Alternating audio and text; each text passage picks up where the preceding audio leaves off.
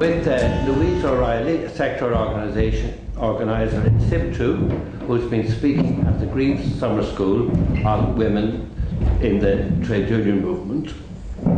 And Louise, at the meeting, you and the other speakers spoke about the historic role of the women in the trade union movement and the contribution made by women in building the trade union movement that we have today. Would you like to say something on that particular question? Well, I think in terms of the discussion we had, we discussed a lot how hard it was initially for women to break into a male-dominated trade union movement. There was also a lot of discussion about how hard it still is for women to break into a male-dominated trade union movement. And I think if we learned a number of things, but one of them is that while great strides were made in the 1970s in terms of the EU and various other things, that really there's a notion abroad that we have achieved a certain amount and that we've nearly achieved as much as we can and that we can move on to other campaigns. And in fact, if we learned nothing else, I think today we learned that the reverse of that is true, that there are battles still to be fought for working women, be they migrant women, be they low-paid workers, call centre workers, wherever they're working. There is still a battle to be fought for Irish working women within trade unionism. There's also a battle to be fought for acknowledgement of the work that has been done by women within the trade union movement. And there was a number of references to the naming of the new bridge, the Rosie Hackett Bridge, and she was a trade unionist and a woman also. And I suppose that's something. But the danger would be that we'd all celebrate and go, "Hey, we have a bridge named after a woman now. We've achieved so much. Let's move on to something else." And I suppose that the danger would be to pull the ladder up now and think, "Well, that's it. You know, we've gone as far as we can go," when we haven't. In fact, this morning, if I learned nothing else, I learned that there is still a massive road. There's a massive road travelled already, but there's a massive road in front of us.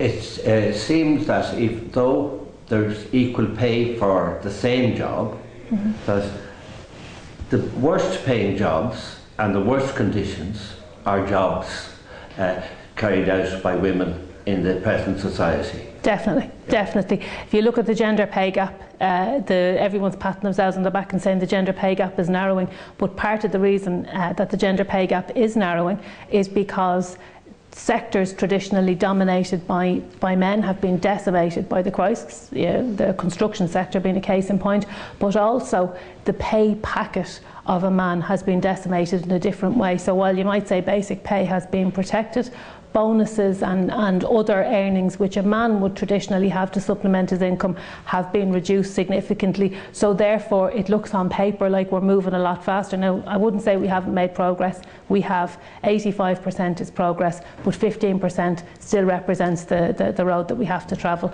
Also, you can see women heavily represented part-time employment. If you're a woman working in Ireland today, you're 3 times more likely to be working part-time than your male comparator. That's, again, that limits your potential to earn. If you are a part-time worker, it means you have to be more what the employer would call flexible, what we would call enslaved to the job, that you have to be more available, you're working atypical hours, all that kind of stuff. So again, you know, the Equal Pay Act and the Equal Status Act were fantastic, and they were groundbreaking in the 1970s when they were introduced, but maybe we need to look beyond those now, and maybe we've got as much as we can get out and look at the fact that women predominate in areas that are unorganised and badly paid. So we need to get organised and we need to up the pay.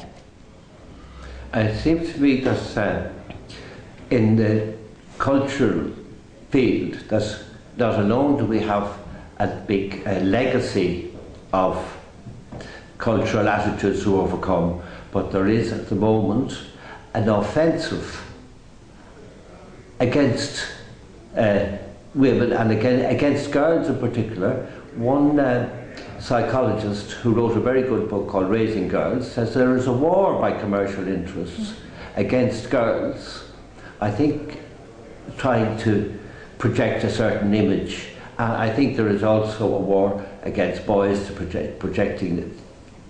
try to teach them to be macho and misogynistic, and that these two things are very, very strong in the media, especially entertainment media. Absolutely. It's what Fionnuala in her contribution called, Fionnuala from the CW, it's what she called the Sex and the City version of feminism, and it's bound up in this notion of having it all.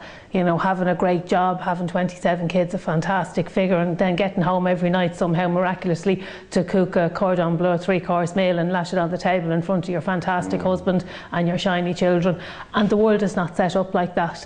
And if you are a woman who hasn't had her consciousness raised, to be fair, who, you know, isn't aware of what's happening politically around, well, then you are constantly battling to attain this ridiculous lifestyle, and you can't attain it because it's a virtual impossibility. You couldn't, unless you were personally, unless you were born wealthy. The lifestyle that is presented by the commercial world is virtually unattainable. So what you do instead is, you know, you can't have the figure of some famous actress, so you buy her perfume that she has endorsed at a vastly overinflated price, and there's huge pressure on young women in particular, but all women, and again that's fueled by the equal pressure applied to young men to be macho, to be in control, to all of this serves to distract our attention from politics, to distract our attention from literature, to distract our attention from struggle, and to focus our attention on working harder or longer to get money to buy things that in some way is sold to us as helping us replicate this massively unattainable lifestyle. I think it is hard. I have an 18-year-old daughter. I think it is hard to be a young woman in this commercial society if you don't have self-confidence, and you don't get that self-confidence without political awareness and without an awareness of history and without a certain degree of education. All of these things you can get from trade union membership. All of these things, for me, underline the fact that the most important thing any young girl or young man can do is to get involved in their trade union, get active, and, you know, change the world. The book I mentioned, it emphasises the need to raise strong women. I think that is very much what we need in the trade union movement and throughout society. Absolutely. Couldn't agree more. Thank you very much, Louise O Reilly. Cheers.